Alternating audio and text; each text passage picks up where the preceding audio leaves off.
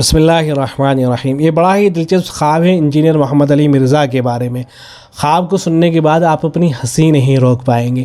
خواب دیکھا ہے ڈاکٹر حافظ زبیر صاحب نے۔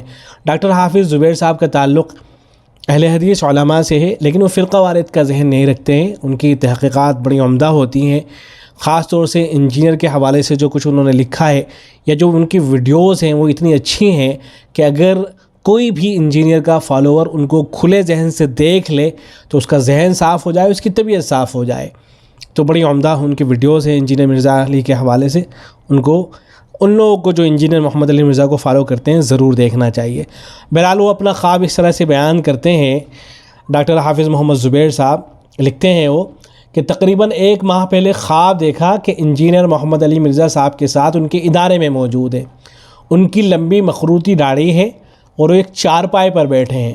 مرزا صاحب انجینئر محمد علی مرزا صاحب بتلا رہے ہیں کہ ان کا مرچ مسالوں کا کاروبار ہے، ساری دنیا میں چلتا ہے، بڑی سیل ہے، اور ہم حیران ہو رہے ہیں کہ ساری دنیا میں ان کی پروڈکٹ بکتی ہے، کمال ہے۔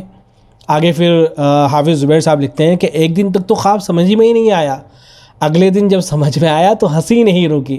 اب خواب پر تو انسان کا بس نہیں ہے، ہو سکتا ہے کسی کو ابھی بھی سمجھ میں نہ آیا ہو، تو میں اس کو تھوڑا سا ایکسپلین کر دیتا ہوں۔ اصل حافظ صاحب یہ بتا رہے ہیں کہ انجینئر محمد علی مرزا کو میں نے خواب میں دیکھا، تو انجینئر محمد علی مرزا خواب میں بھی ڈینگے مار رہے ہیں، کہہ رہے ہیں کہ ہمارا مرچ مسالوں کا کاروبار ہے اور ساری دنیا میں چلتا ہے، بڑی اس کی سیل ہو رہی ہے۔ اب اس کی تعبیر بالکل واضح ہے۔ انجینئر محمد علی مرزا کی جو ویڈیوز چل رہی ہیں وہ مرچ مسالے ہی کی وجہ سے چل رہی ہیں۔ دنیا بھر میں جو ان کی ویڈیوز دیکھی جاتی ہیں تو اپنی ویڈیوز کے اندر وہ مرچ مسالہ لگاتے ہیں، خوب مرچ مسالہ لگا کے جو ہے باتوں کو بیان کیا کرتے ہیں، تو اس لیے ان کی پروڈکٹ جو ہے خوب بک رہی ہے دنیا بھر کے اندر۔ تو بہرحال یہ خواب ہے جو حافظ زبیر صاحب نے دیکھا ہے انجینئر محمد علی مرزا کے بارے میں۔